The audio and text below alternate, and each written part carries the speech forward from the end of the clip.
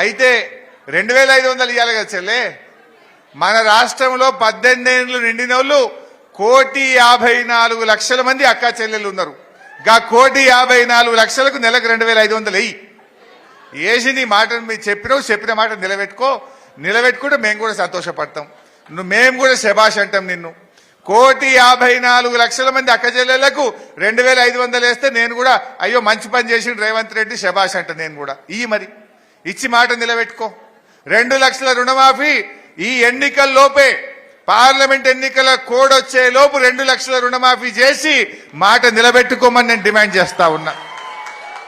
Parliament ఎన్నికల code వచ్చే లోపు ఈ నెల పెన్షన్, ఇప్పుడు మనం ఈ జనవరి నెల పెన్షన్ 4,000 రూపాయలు ఇచ్చి మాట నిలబెట్టుకో అని చెప్పి నేను డిమాండ్ చేస్తా ఉన్నా.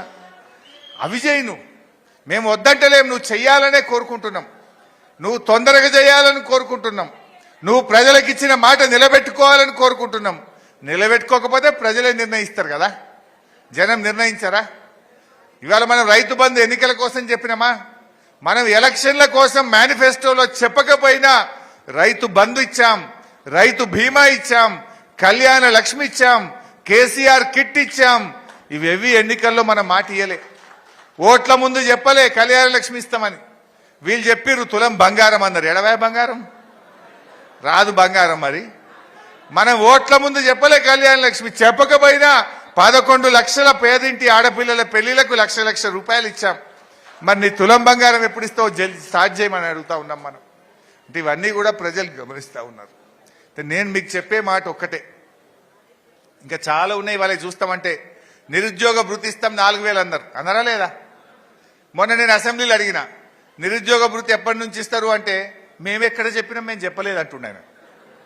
మీరు చూస్తారు అది కూడా ఒకసారి పెట్టబోయి భృతి ఎప్పుడు ఇస్తారని అడుగుతా ఉన్నాడు మిత్రుడు. మేము నిరుద్యోగ భృతి 6 గ్యారెంటీల్లో గానీ మేము దీంట్లో గానీ మేము చెప్పలేము. बेरोजगार युवाओं के लिए हर महीने 4,000 रुपए बेरोजगारी भत्ता हम कह रहे हैं देंगे. सर ఇది మీరు మళ్ళొకసారి కావాలంటే వెరిఫై చేసుకొని మాట్లాడండి. बेरोजगार युवाओं के लिए हर महीने 4,000 रुपए बेरोजगारी भत्ता हम कह रहे हैं देंगे. మేము నిరుద్యోగ భృతి 6 గ్యారెంటీల్లో గానీ మేము దీంట్లో గానీ మేము చెప్పలేము. మేము నిరుద్యోగ భృతి 6 గ్యారెంటీల్లో గానీ మేము దీంట్లో గానీ మేము చెప్పలేము. जल्दी से जल्दी अगर सरकार అట్లా చెప్తే ఇంకా చాలున్నాయి. వాళ్ళకి అసెంబ్లీలోనే చెప్పిండు మేము ఏడ చెప్పలేదు నిరుద్యోగ భృతి ఇస్తామని. వాళ్ళ మేనిఫెస్టోలో ఉన్నది. స్వయంగా ప్రియాంక గాంధీ చెప్పే మాట మీరే విన్నారు కదా. ఇప్పుడు అంటే ఎన్ని జూటా ఇడిచిపెడతామా వాళ్ళు? రేపు నిరుద్యోగ భృతి ఇచ్చేదాకా కూడా వీళ్ళ వెంట పడుడే. ఎక్కడ పోయినా మా నిరుద్యోగులు నిలదీస్తూనే ఉంటారు, మేము అసెంబ్లీలో కూడా నిలదీస్తాం. అంటే ఇప్పటికే బయటపడ్డది. 2 నెలల్లో ఎన్ని అబద్ధాలు చూసిండ్రు కదా. ఇప్పుడు మీరు ఎన్నిట్లలో వెనకడుగు వేసిండ్రు, ఇవన్నీ కూడా మనం చూస్తున్నాం.